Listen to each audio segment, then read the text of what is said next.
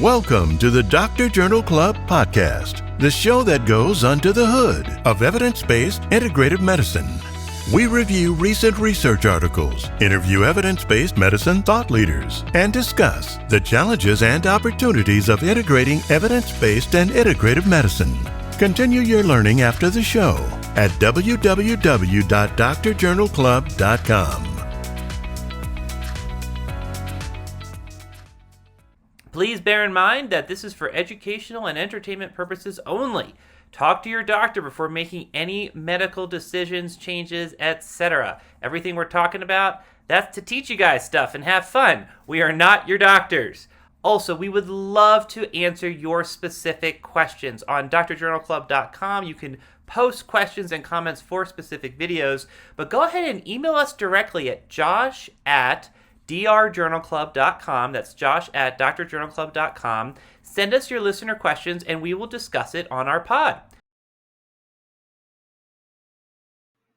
Hello, everyone, and welcome to the Dr. Journal Club podcast, where today we're going to talk about the length of Adam's hair. Adam, do you want to share what you were just saying before we started? Growing out my hair. Yep. I have not cut it since October. Okay, nice. This is a journey that we're all going to go on together. Yep. And a lot of self-discovery here. So I think we should take bets. So listeners should call in and perhaps make a bet on when you finally fold on total length. And then I think you were saying your podmates are also doing this together. So who has the fastest growing hair? Mm-hmm. Is that the idea?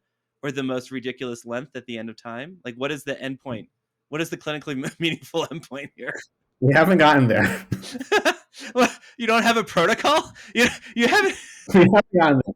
You haven't figured anything out a priori? All right. Ad hoc will change the protocol. Yeah. Classic. So I suggested that you go for like shoulder length or something. Or maybe... I'm saying Joe Dirt. I think we're going Joe Dirt style. I don't know who that is. Should I know who that is? You haven't seen Joe? Google it real quick, like right now. Everybody Google Joe Dirt. Yeah. Joe Dirt. Oh, wow. Okay. That's what we're going. Yeah, that's something. That's really something. Okay. That's like fancy mullet. That's a very evolved mullet. Okay. I'm telling you, the mullets are coming back, man. Well, no, they're not. They're absolutely not. Beeper. Oops. I got my beeper here. We got my mullet, and then instead of walking. All right, I'm calling this conversation now. We got to get in before we lose everybody else. But in all seriousness, listeners, we need feedback, and you need to post pictures, I think, on social media as this evolves. Can I wear a bright track top because we're bringing the 80s back? Adam, before the show, Adam was like, because he's got a clinic pager now, right? So he's like, Josh, you lived through the 80s, right? I've never felt so old to get that question. He's like, how do I shut off this beeper? And so, okay, final thing is my son will now regularly ask me, well, was this in the 80s? Did this happen in the 80s? Like back in the 80s. Back in the 80s. Anyway, we're moving on now, ladies and gentlemen. Is he like, Dad, did you have cars back in the 80s? No, but it's like mind-blowing to him that we didn't have cell phones. We were watching, okay, last comment, listeners, please, I promise we're going to talk medicine in a second, but last comment, we finally got him to stop watching like Disney stuff, and we're like, they're classic movies. And so we put on Honey, I Shrunk the Kids. And like, I don't know if you remember that, but like the kids like are not, the parents come home from school and the kids are not there. And they're just like, oh, it's cool. They're probably at the mall. So the mom goes and drives to the mall to look for them. And it was just like mind blowing to Theo that they couldn't like call them on their cell phone and figure out where they were and if they were safe. And that the mom was literally driving around town, stopping at the mall, which was also like a classic 80s, 90s thing, to see where her children were when they were missing and shrunk to the size of ants. Anyway, we digress beyond upon other digressions. All right, we're going to talk science. Dear listener, we're talking about blood pressure today. We're talking about diets. We're talking about the impacts of diets on blood pressure. And we're talking about umbrella reviews. So with that segue, Adam, how would you like to start off our professionally produced Calm at the Helm hosted podcast on evidence and integrative medicine. You know what? I don't know how to respond to that. but Because we just can't do it. but what we will do is we'll talk about the paper that was published in the Advances in Nutrition Thank you. You in actually this year. finally picked up the ball on that one. Yeah. Yeah, this is a recent one. So this is cool. So full disclosure, the NAPCP, which is the Naturopathic Association of Primary Care Physicians, Nailed it. asked me to present on blood pressure and integrative medicine, and I was like, okay, cool, yeah, I'll see if I can find something. And I found this, and I was like, okay, this is awesome. Why don't we do this on Journal Club, which will force me to read it and prepare for the presentation, which I've learned is not, you shouldn't call it killing two birds with one stone, but rather feeding two birds out of one hand. A patient told me that the other day. I love that. I thought that was great. All right, moving on. So this was a umbrella review. Adam, what is an umbrella review? What does that bring to mind? Basically, it's a review of reviews. So when we have like a meta-analysis and we're looking at pooling together a number of studies, like let's say 20 randomized controlled trials of an intervention, and we want to know, okay, we have these 20 trials. If we were to synthesize all the data, what is all of that kind of showing? What is that one data point for the magnitude of effect? And when we have several systematic reviews or multiple meta-analyses of the same question, we can do the same thing, where we basically do a meta-analysis of meta-analyses to come up with one treatment effect. Yeah, I would clarify and say a systematic review of systematic reviews. You usually don't see, usually won't meta-analyze other meta-analytic data, but because usually like what you're doing, so you're systematically reviewing other systematic reviews, and it's useful in situations like this where you have multiple different interventions or different populations, or there's something different where you wouldn't quantify it all together like in a systematic in a meta-analysis, but you want to describe them side by side, discuss quality, stuff like that. It's almost like if like a systematic review is seeing the forest from the trees, like it's like zooming back and like seeing the biome or something like that, or like Earth. Like you just want to get like an overall lay of the land using systematic reviews as your primary data point, as opposed to the primary literature, like the randomized control trial or observational study or something like that. So yeah, so exactly. So this was an umbrella review. Let's see. Let's just go through the methods here, and then we can jump into some of the results, which I think were interesting.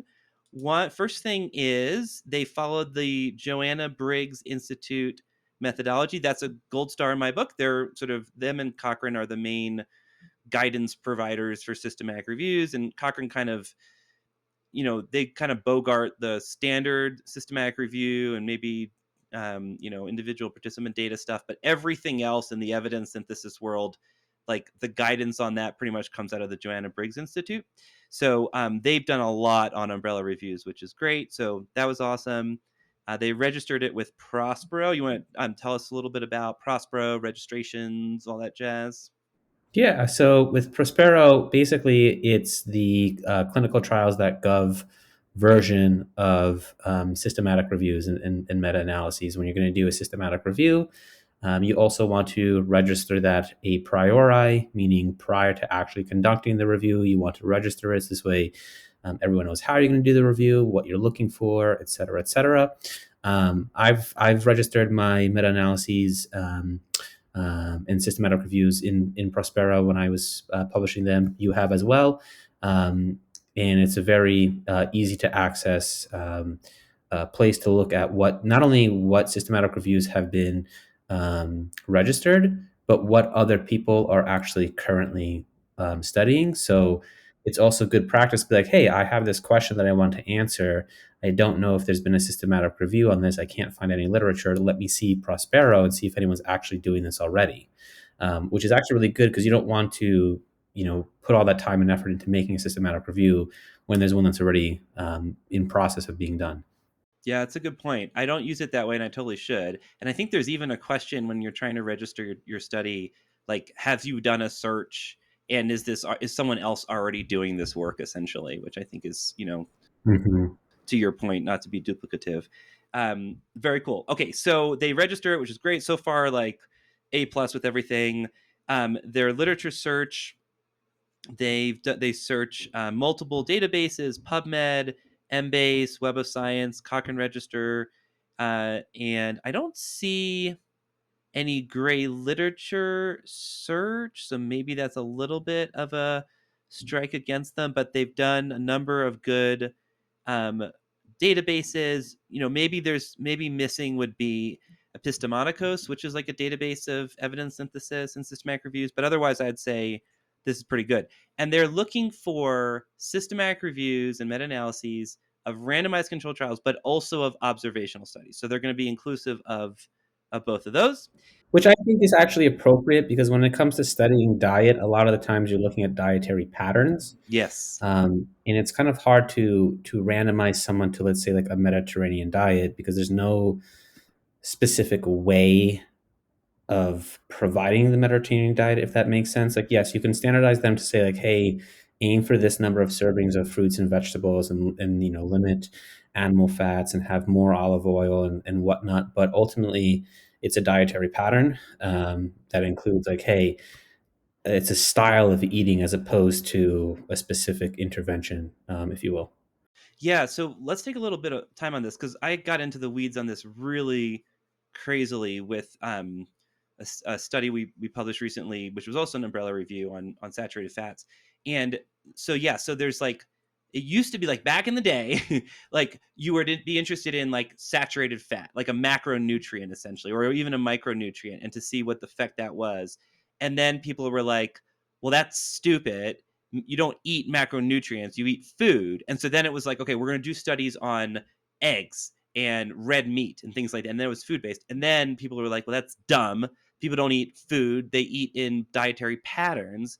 And like, that's my understanding is like, that's where nutrition research is going these days, is focused more on these, just like you said, these dietary patterns, which are a little more amorphous, but we group them into things like the Mediterranean diet, the DASH diet, and things like that. Mm-hmm. And you can do randomized trials, like PrediMed was a randomized control trial of the Mediterranean diet.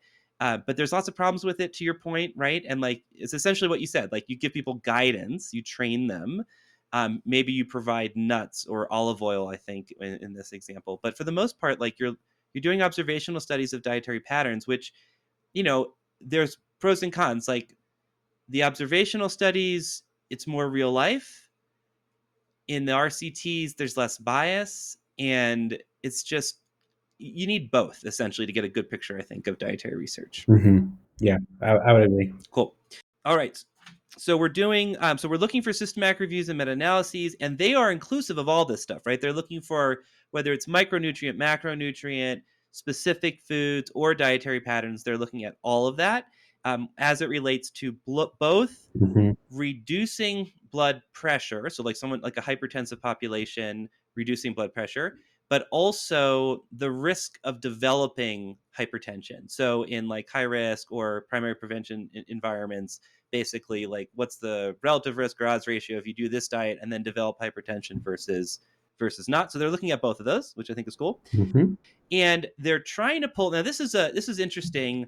Like, if you're pulling every systematic review ever done on eggs for high blood pressure, you're going to get usually multiple systematic reviews, multiple meta-analyses, and they're going to have overlapping coverage, right? So you might have one done in 2017 that was excellent quality, but you've got a new one done in 2024 that is up to date, but maybe the quality is not so good.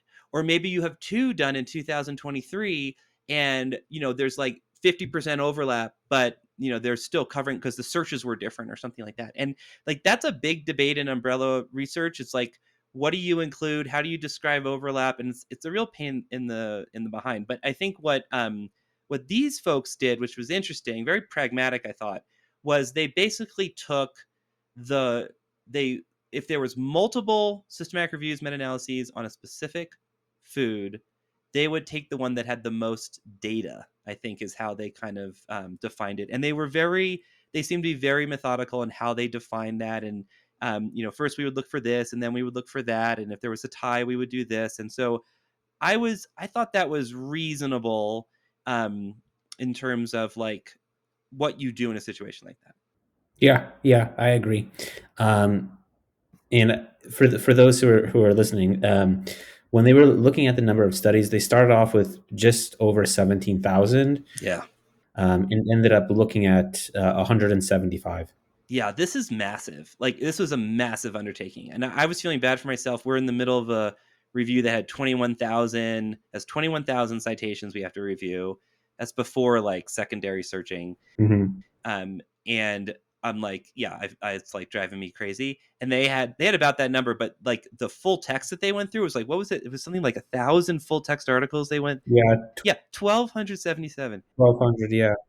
Can you even imagine? Like, I'd shoot myself in the head. I cannot even imagine. And it's not like they even had a massive team and they went through 1,277 full text papers. So hats off to them. Like, this is a prolific field. Dietary systematic reviews, apparently. Or and so, yeah, go ahead. or they just used Chat GPT and said, to summarize it. review these 1,277 publications and summarize them. Yeah, that would be interesting. I wonder, I hope that there's the dream that something like that is possible. Like, AI has changed the way we do abstract and title screening, but it's not quite there yet for full text screening. But one day soon, like when we're better at PDF, and they're doing it, they're actively doing that research, but currently not so much. I think that was human, and at least they didn't say otherwise. Okay, so it's massive, right? It's totally massive, and like you said, like actually they have 175 papers that are included, which is just insane. So what other things methods wise? Okay, so they got all these studies. They looked at the quality of the study. And so the way we think about quality here, there's like 3 levels of quality. So there's the quality of the systematic review itself. Like, was it well done? Did it do everything right? And that's AMSTAR. That's AMSTAR 2 is what we use for that. Then there was the quality of the evidence, right? So you could have a crummy systematic review that's describing the Mediterranean diet that claims that there's high level evidence that the Mediterranean diet works, for example, right? So the quality of the systematic review and the quality of the evidence are not the same. And conversely, you can have a great systematic review that found that, yeah, the evidence for eggs is super weak and low, right? So that's sort of different things. And then, of course, within the systematic reviews, they need to assess the evidence of the studies, the individual primary literature studies, and that's usually done with, Cochrane Risk-of-Bias tool or Ottawa. What is it? Brown Ottawa, Black Ottawa. I can't remember. There's a few of them for observational studies that people will use. Okay, so that's what we're talking about with quality. And cool. I think we can jump into results. Oh, minimal important difference. Let's talk about that. Oh, yeah. So they also, yeah, I like that. You want to talk a little bit about the MID for this? Yeah, they said that basically dietary exposures that reported a clinically significant change in blood pressure were identified. And what they considered to be clinically significant was anything greater than 3 millimeters of mercury. I thought that was kind of low. Yeah, I did too. Yeah. I wish they would have expanded upon that as to why they viewed that as clinically significant. It seemed a little bit arbitrary. Yeah.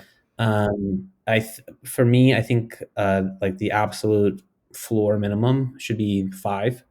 It really like 5 to 10 would be something that would be significant to me.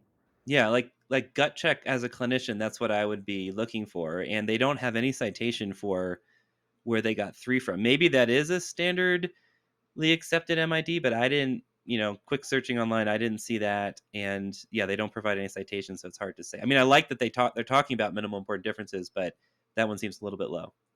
Yeah, and as a clinician, if I saw someone whose blood pressure only went down by 3 points, I wouldn't be swayed to change my practice. Really, I would probably be like, hey, this probably isn't enough. We need to kind of ramp it up. Yeah, totally. Okay, so I think that's the last thing from methods perspective. Look, the thing is, we don't do this for money. This is pro bono. And quite honestly, the mothership kind of ekes it out every month or so, right? So we do this because we care about this. We think it's important. We think that integrating evidence based medicine and integrative medicine is essential. And there just aren't other resources out there. The moment we find something that does it better, we'll probably drop it. We're busy folks. But right now, this is what's out there. Unfortunately, that's it. And so we're going to keep on fighting that good fight. And if you believe in that, if you believe in intellectual honesty in the profession and integrative medicine and being an integrative provider and bringing that into the integrative space, please help us. And you can help us by becoming a member on Dr. Journal Club. If you're in need of continuing education credits, take our NANCIAC approved courses. We have ethics courses, pharmacy courses, general courses. Interact with us on social media, listen to the podcast, rate our podcast, tell your friends. These are all ways that you can sort of help support the cause. So let's jump into the results. So the results are kind of voluminous. They went through a lot of studies. One of the things I really liked about this paper was, we ran into this with the saturated fat umbrella review. It's really hard to describe like just the volume of data that you are reviewing in a way that the narrative like survives for the reader, of your actual paper. Yeah. And it's almost kind of like analysis paralysis by analysis. You just have so much Yeah. that you're not really sure where to look. Now, I think the good thing is they do pretty clearly lay out the data in their figures. Yes. And so if you are interested in like, oh, how does vitamin C impact blood pressure? You can just kind of scroll down and find it. So they did organize it well. I got kind of lost in the text and honestly had to stop reading it. And I just said, all right, let me just go look at the figures. Yeah. I thought they did a good job with the figures, and they have a lot of supplementary data, which is what you need to do here. But I did think like going through the discussion and even the written part. Yeah, I also started skimming and just looking at the figures. Like some stuff is just easier. But what I would say is, if you're, we'll post the link for this study. But table 1, like it's just like there are like cheat sheets, I think, for clinicians here. Let me see. Actually, not table 1. If you start on, is it figure 2, they start just listing out all the different studies, all the different types of interventions, the different diets. The effect size is just really clear. It's so nice, right? Like they tell you immediately how many millimeters of mercury change. What's the quality of the study? What's the quality of the evidence? It's all in one picture. It's all in one figure, and I just freaking loved that. And I thought that was just so for clinicians. Cheat sheet, figure 1's going to walk you through all of the randomized control trial data for systolic blood pressure. They've got a similar one for diastolic, similar one for observational. And I just thought that was a great way to present this data. And so before we jump in on that one, though, I did want to highlight one other thing, sort of a theme that popped out at me, was the quality. So this is just nuts to me. And this has been shown in multiple nutrition studies already, but I never believe it. And then it's like seeing it again and again. And people don't realize how crummy nutrition research is. And this just drives that home. So this is a massive review of nutrition systematic reviews. And looking at the quality tool AMSTAR 2, which is the fully accepted, quality assessment tool for systematic reviews, only 7.5% had high quality from a methods perspective. In other words, like you could put faith in the systematic review you're reading only 7.5% of the time, right? Like 92+% of the systematic reviews out there are like low quality, critically low. Like it was just like, very surprising to people that don't know the nutrition literature, but this has been shown time and time again. There's a researcher out of Texas, which is showing that the same thing with their nutrition research as well. Like across the board, the evidence, the quality of the studies in nutrition, systematic reviews in general, but also the primary literature, are just appalling. So that's number one I thought was interesting. The other terrifying thing, okay, well, Josh, maybe that's just the systematic reviews. No one knows how to do systematic reviews. What about like the quality behind all these diets and all these fad things that are in the news all this time? It's even worse. So looking at Nutrigrade, which is a way, it's sort of like grade, but for nutrition studies, there are some differences we probably don't have to get into. They found that only 4.1% of the meta-analyses of randomized controlled trials, which of course would have the highest level stuff, were rated as having a high Nutrigrade score. 4.1%. So basically, eat whatever you want. Yeah. So talk about evidence nihilism, right? It's like the evidence behind all this stuff is garbage, and the research evaluating the evidence behind all this garbage stuff is also garbage. So anyway, just like mind shockingly crazy. There's so much research out there, 175 systematic reviews they're going through, and the vast like over 90% of this stuff is garbage. So with that being said, let's focus on the non-garbage. We're going to talk about the non-garbage now, which will make our conversations a lot briefer. If you're interested in more, then I would say, go to all these tables, go to the supplementary stuff. You can literally look up your favorite micronutrient, your favorite vitamin, etc., and see what the overall effect is and what the quality of the evidence is. But just to talk about the best evidence, so just the pattern, from a pattern perspective, very low carbohydrate, aka ketogenic diets versus low fast diets. That was high quality evidence for that, or high quality reviews for that. No, high quality evidence for that. DASH diet, flaxseed, potassium, diets high in potassium, probiotics, grape and its products. I thought that was interesting. Nitrates and steviol glycoside. Is that like stevia? Is that what that is? Mm-hmm. Mm-hmm. Okay, and that's stevia. So I just thought that was interesting. So that's where we have high quality evidence for that, for those interventions, and everything else is moderate, low, or very low. So where do you want to go from here? So I did like how they had that table, because as a clinician, if you're like, if someone wants to do something, you just, without even looking at the data, you can just kind of see, okay, is this going to decrease, increase, or just have no effect? Mm-hmm, mm-hmm.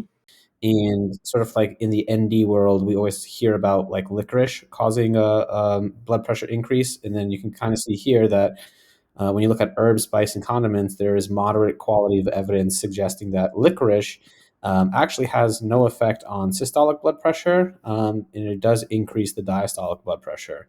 Where are you? What table are you at? That's on table 1. If you scroll down to the Nutrigrade of moderate, and then you kind of go down to where it says Yes. Herb, spice, and condiment, Mm-hmm. and then look to the right. There's licorice right there. Gotcha.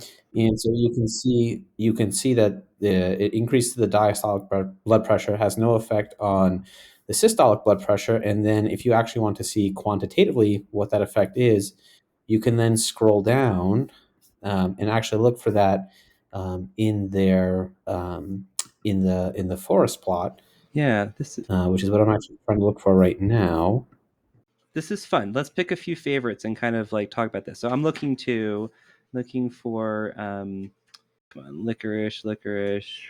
Okay, so here it is. It's actually on figure 6. Figures. Okay, figure 6. On the bottom of figure 6, when you look at licorice versus controls, there were 590 subjects that were studied, it looks like. And if you were concerned about it increasing the diastolic blood pressure, it increased it by 1.74 millimeters of mercury. And that ranged from 0.84 to 2.62. So not even clinically meaningful increase in licorice or increase in your blood pressure. Okay, so that's interesting. In your diastolic blood pressure. Okay. Yeah. And remember, the diastolic blood pressure was the one that was considered to have an effect. The systolic blood pressure was considered to have no effect. That's right. And if we look at figure 6A on the systolic, it crosses the line of no effect. And then to your point, diastolic, I'm just catching up with you here. It is a statistically significant effect of increasing, but like you said, 1.74 does not cross that minimal important change. And then okay, so this is cool. So everyone is freaking out about licorice, and actually, when we look at the data on it, doesn't seem to affect systolic, does increase diastolic, but not by much that would be considered clinically meaningful. And you say, well, Josh, maybe that's just because it's low level evidence and really it's terrible. But actually, when we look very clearly at figure 6b, I love these figures, you can quickly see that the quality of the evidence was moderate, which is pretty darn good, right? It's just one level below high. And then the quality of the systematic review evaluating it, telling us it was moderate as well. Not bad either. So we've got decent evidence suggesting that this increases diastolic, but not to a meaningful degree. What a useful figure. Mm-hmm. Like in a few moments, you can look this stuff up and fact check all this crazy stuff that everyone's talking about. So this is great. What are your other favorite things to think about from a blood pressure perspective? Well, Yeah. one that I always, you want to go straight to is the DASH diet. There's high level of evidence for it. It's recommended all the time. Right. When you actually look at like the American College of Cardiology like guidelines, within their guidelines, my understanding is that they have an estimate of it reducing your systolic blood pressure by around 10 or 11 millimeters of mercury. But when we look at this, That seems high. which is high, yeah, which is a lot, which is actually very clinically meaningful. Yeah. But then when we look at this paper, Mm-hmm. even though there's high evidence for it to improve systolic blood pressure, based on this paper, when the study that they included apparently had just over 5,500 participants, and it only reduced the systolic blood pressure by 3.2 millimeters of mercury, and that ranged from 2.3 to 4.2, which seems really quite low and not consistent with what the American College of Cardiology has suggested. Mm-hmm. Well, so this is interesting because it says the quality of the evidence is high, but look at the quality of the systematic review is low. And so I was curious about this because there must be, I don't know, 20 systematic reviews on the DASH diet, right? Mm-hmm. And they picked the one according to their criteria that had the most data. But clearly, that wasn't a very good systematic review. It's ranked as low. Yeah. And so I wonder if maybe they're missing important studies. Maybe the ranking of high for the evidence level is not done well, like it isn't done properly. So this is a this is a great example of when I saw that in the methods section, I was like, I wonder how that's going to play out. And we don't have any discussion or comparison about, well, of all the 10 systematic reviews, the high quality reviews say X versus just the ones with the most data. So that's interesting. Good point. But on its face, it meets that 3 millimeters of mercury minimal important difference, which we say is a little bit suspect too. Okay, that's great. Great example. What else should we look up?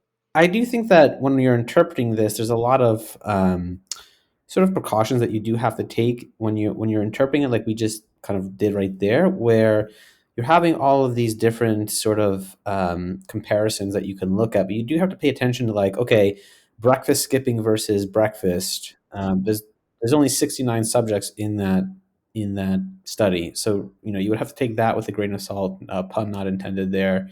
Um, the dietary intervention versus controls, they don't really identify what dietary interventions are. So you would have to go to that Gay 2016 article to kind of understand what the definition of dietary interventions is, because in that paper, there's just shy of 24,000 subjects with a clinically and statistically significantly meaningful reduction in systolic blood pressure with a moderate AMSTAR and moderate Nutrigrade rating. So, that would be something that would be of interest.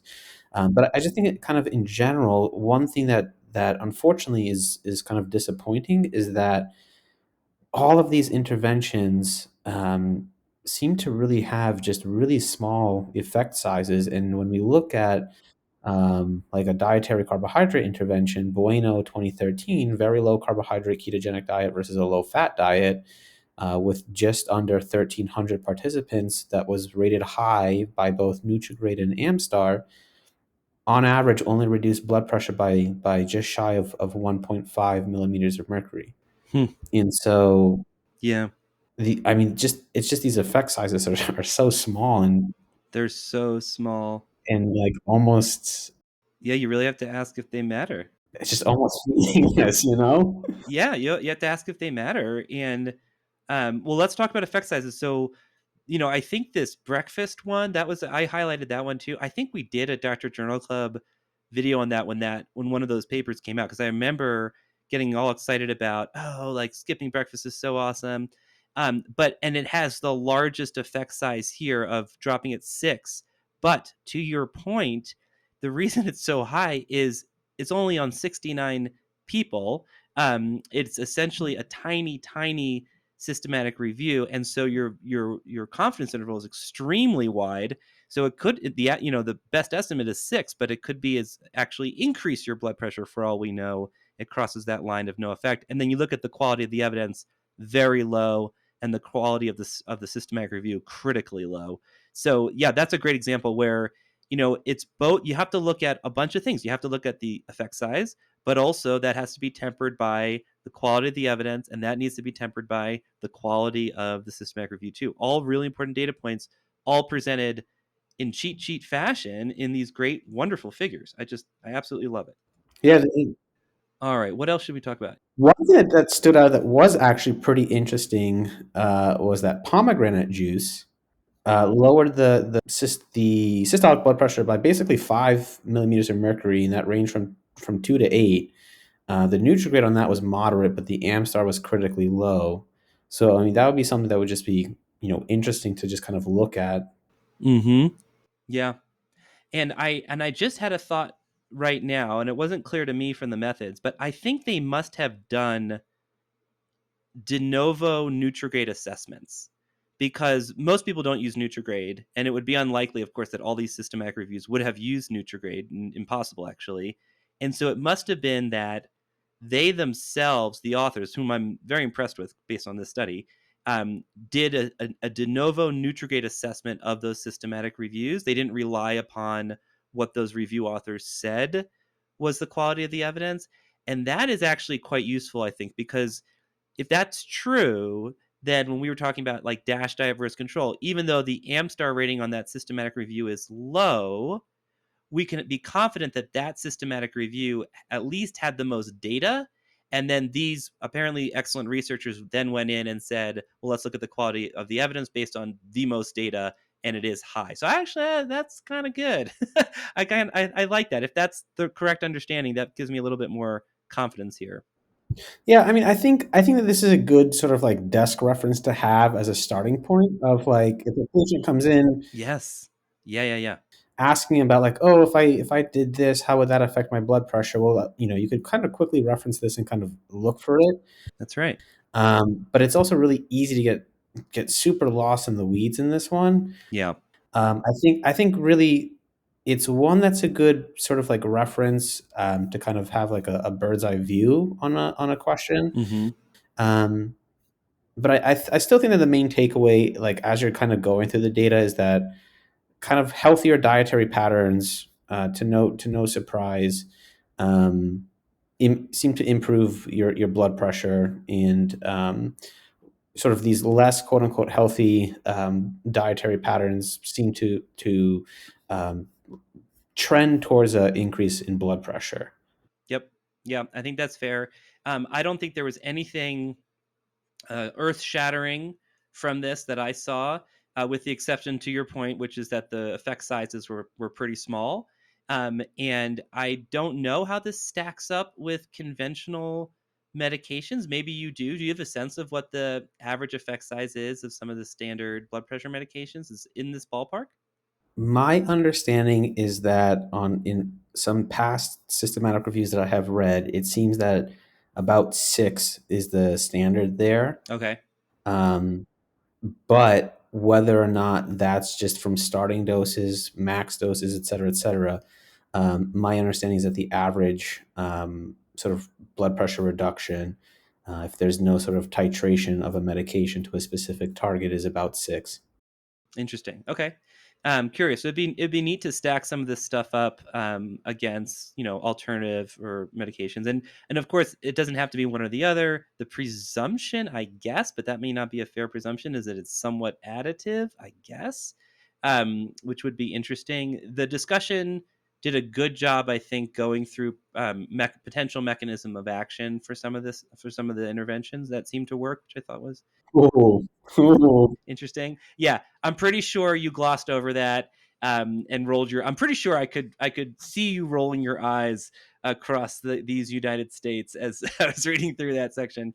But yeah, interesting stuff. I would agree. And last thing I'd say on this, because I don't think there's a lot more to say, is one of the real values of evidence synthesis work is to be able to map evidence and make the job of the reader and the clinician and the researcher easier. And honestly, I can't think about a better example of these tables where it is just mapped out so clearly, like all the essential data. And again, just super useful. My hat's off to them, like not getting lost in the weeds, but presenting all the weeds if people want to look them up.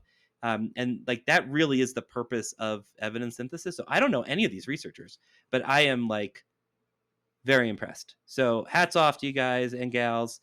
Really nice work. I will be putting this on my desktop reference. I think it's amazing and it's up to date. So yeah. So we'll see. Any last minute things that you wanted to add? Oh, I am curious about vegetarian diets, because lately I have delusions of becoming a vegetarian again. Let me see. So vegetarian versus omnivore. We have 870 participants, 15 studies, statistically significant improvement in systolic, 2.5 points, and so not clinically meaningful, moderate level evidence, but critically low systematic review. Interesting. Okay. So nothing too earth-shattering there, but that's about in line with some of the other stuff we're seeing. Coolio. Anything else you want to add, Adam? No, sir. That's it. All right. Well, thank you for listening, dear listener. That was a lot of fun. Very useful paper. I am now almost ready to start my slide deck for the NAPCP. And awesome. We'll see you next week. Take care, everyone. If you enjoy this podcast, chances are that one of your colleagues and friends probably would as well. Please do us a favor and let them know about the podcast. And if you have a little bit of extra time, even just a few seconds, if you could rate us and review us on Apple Podcast or any other distributor, it would be greatly appreciated. It would mean a lot to us and help get the word out to other people that would really enjoy our content. Thank you. Hey, y'all, this is Josh. We talked about some really interesting stuff today. I think one of the things we're going to do that's relevant, there is a course we have on Dr. Journal Club called the EBM Boot Camp that's really meant for clinicians to sort of help them understand how to critically evaluate the literature, et cetera, et cetera. Some of the things that we've been talking about today. Go ahead and check out the show notes link. We're going to link to it directly. I think it might be of interest. Don't forget to follow us on social and interact with us on social media at Dr. Journal Club, DR Journal Club on Twitter. We're on Facebook, we're on LinkedIn, et cetera, et cetera. So please reach out to us. We always love to talk to our fans and our listeners. If you have any specific questions you'd like to ask us about research, evidence, being a clinician, et cetera, don't hesitate to ask. And then, of course, if you have any topics that you'd like us to cover on the pod, please let us know as well.